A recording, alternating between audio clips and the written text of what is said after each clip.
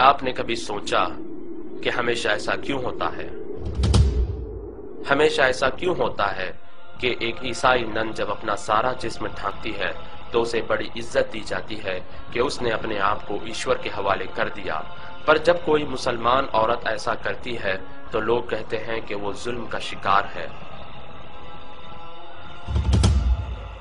ہمیشہ ایسا کیوں ہوتا ہے کہ ایک یہودی یا سکھ داڑھی رکھتا ہے تو وہ اپنے دھرم کا پالن کر رہا ہے، پر جب کوئی مسلمان داڑھی رکھتا ہے تو وہ کٹر پنتھی کہلاتا ہے؟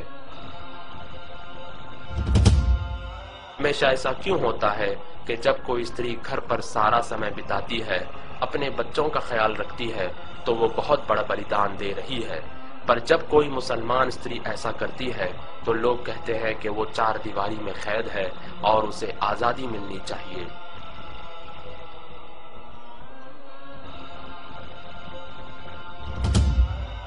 ہمیشہ ایسا کیوں ہوتا ہے کہ جب کوئی شکشک اپنے سبجیکٹ میں آگے رہتا ہے تو وہ کامیاب شکشک کہلاتا ہے،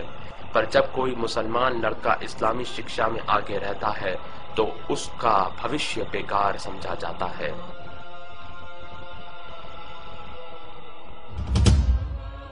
ہمیشہ ایسا کیوں ہوتا ہے کہ جب کوئی یہودی یا عیسائی کسی کا خون کرتا ہے تو اس کا دھرم نہیں بتایا جاتا، پر جب کوئی مسلمان کسی جرم میں پکڑا جاتا ہے تو اسلام کو بدنام کیا جاتا ہے؟ ہمیشہ ایسا کیوں ہوتا ہے کہ کوئی بھی لڑکی کسی بھی طرح کے کپڑے پہن کر کالج جا سکتی ہے، پر جب مسلمان لڑکی حجاب پہن کر کالج جاتی ہے تو اسے گیٹ پر ہی روک دیا جاتا ہے؟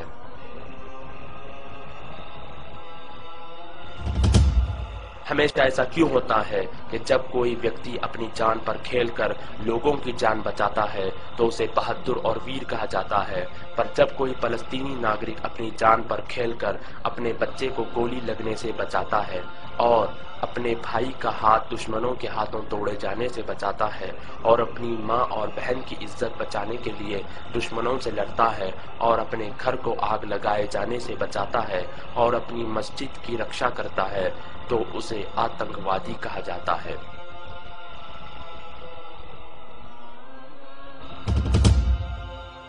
ہمیشہ ایسا کیوں ہوتا ہے کہ ہم کسی بھی پرکار کی سمسیا کے لیے کوئی بھی سمادھان لے لیتے ہیں، پر جب اس کا اتر ہمیں اسلام میں ملتا ہے تو ہم انکار کر دیتے ہیں؟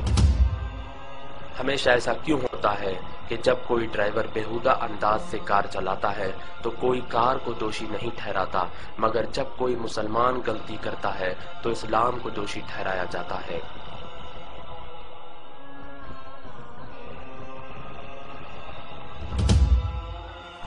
ہمیشہ ایسا کیوں ہوتا ہے کہ لوگ اخبار اور میڈیا میں بتائی گئی ہر چیز پر یقین کر لیتے ہیں مگر قرآن میں لکھی باتوں پر سوال کرتے ہیں؟